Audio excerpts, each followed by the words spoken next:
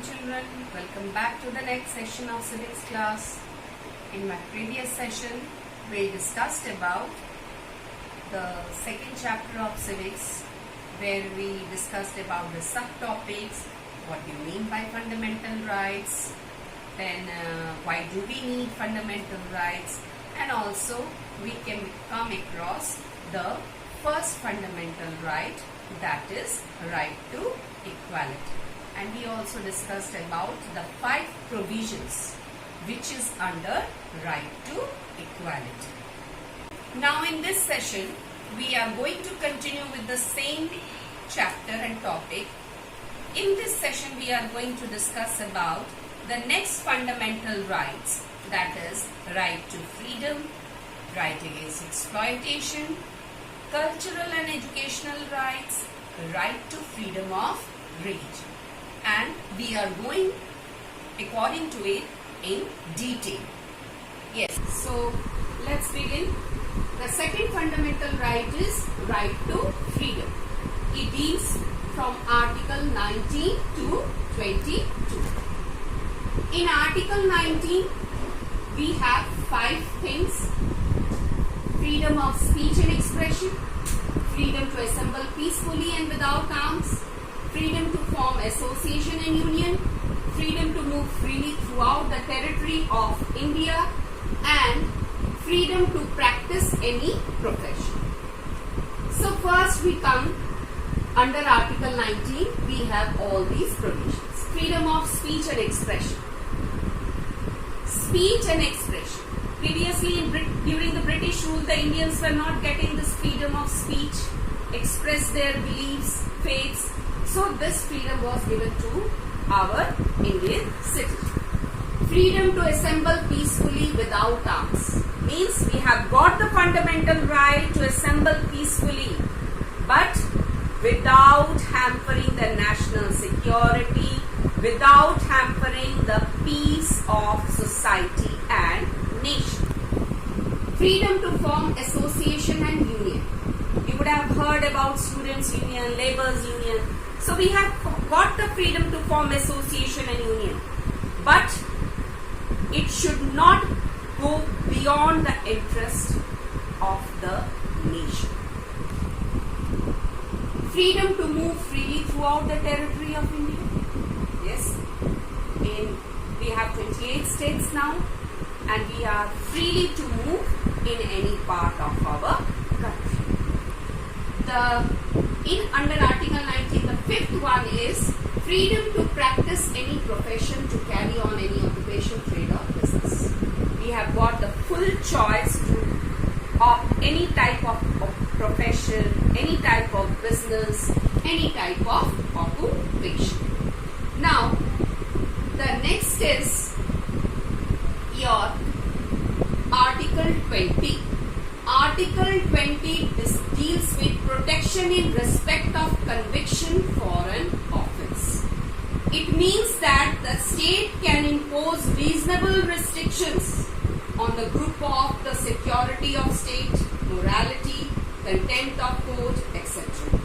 Protection in respect of conviction for an offence. Offence means crime, and conviction means that you are being declared, somebody has been found guilty by the court. So we have got full protection and full chance to prove our offence, to prove our guilty, whatever we have done. The next is your Article 21, that is right to privacy. It deals with the right to life and personal liberty.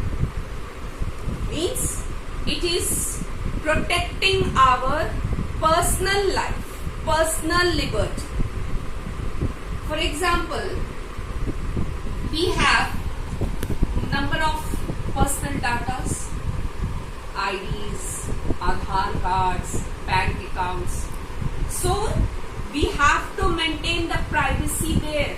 We cannot share all these data to all. privacy was given or declared as a fundamental right in 1977 to protect the personal liberty of people. No person shall be deprived of the life or personal liberty except according to the procedure established by law. Now, Article 21A. Children, that day when we were discussing about the fundamental rights and amendment procedures, that day some children were asking about how many amendments took place in our Indian Constitution. It takes place time to time. Now here also in Article 21 we have the subpart 21A that deals with the free and compulsory education for the children up to 14 years of age. Means right to education has been given to the children from 6 to, the compulsory education has been given from 6 to 14 years. Higher education is not given. And it was been given as a fundamental right in 2002. Now the next article is last article which deals with right to freedom is Article 22. That is protection against arbitrary arrest and detention. Arbitrary arrest and detention. Detention means somebody has been declared crime and been sent to jail. So protection against arbitrary arrest. If by arbitrary means if by illegally somebody has been arrested and sent to jail, we have got the full protection there. We can prove ourselves. This is only the next provision under right to freedom, and it comes under Article 22. Now the next fundamental. So in right to freedom, we came across from Article 19 to 22. In 19 we have 5: speech and expression, assemble peacefully without arms, freedom to form association and unions, then freedom to move freely, and the next one was to practice any profession or carry any occupation, trade or business. Then Article 21, right to privacy, which was given to protect right to life and liberty. Again we have the subpart 21A. It is not there in your book, but you should know this. Right to education, which was given a fundamental right in 2002, and it was provided that it provided that the children from 6 to 14 years should be given compulsory education. And the last is Article 22, protection against arbitrary arrest and detention. So these are the provisions under right to freedom. Now we come to the third fundamental right, that is right against exploitation, which deals with Article 23 and